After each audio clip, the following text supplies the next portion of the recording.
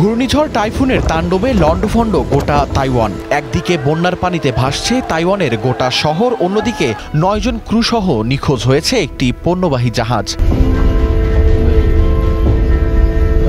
এখনও মাঝ সমুদ্রে আটকা পড়ে আছে পণ্যবাহী আরও ৫টি জাহাজ। ক্ষতিগ্রস্ত জাহাজগুলির মধ্যে ৩টি তানজানিয়ার, একটি ইন্দোনেশিয়ার, একটি মঙ্গোলিয়ার ও একটি টোগার পতাকাযুক্ত ছিল।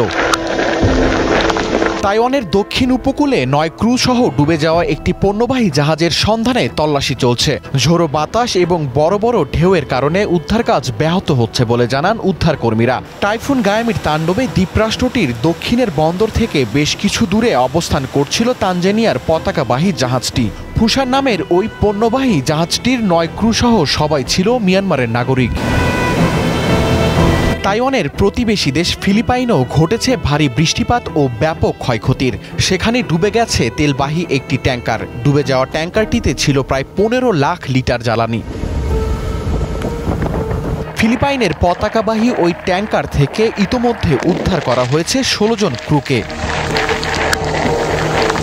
বার্তা সংস্থা রয়টার্সের তথ্য মতে ২৪ জুলাই মধ্যরাতে ঘণ্টায় প্রায় ২৪০ কিলোমিটার গতিতে ঝোড়ো হাওয়া নিয়ে তাইওয়ানের পূর্ব উপকূলে আঘাত হানে ঘূর্ণিঝড় টাইফুন গায়ামি। শক্তিশালী এই ঝড়টি তাইওয়ানের হুয়ালিয়ান শহরের কাছে আঘাত হানে। টাইফুন গায়ামিকে গত ৮ বছরের মধ্যে সবচেয়ে শক্তিশালী ঝড় বলে অভিহিত করেছেন সেখানকার আবহাওয়াবিদরা। ঘূর্ণিঝড় টাইফুন যখন তাইওয়ানে আঘাত হানে সে সময় ওই অঞ্চলে ছিল আরও ৩টি বিদেশি জাহাজ। জাহাজগুলো এখন নিরাপদে আছে বলে জানিয়েছেন তাইওয়ানের কোস্টগার্ড প্রশাসন।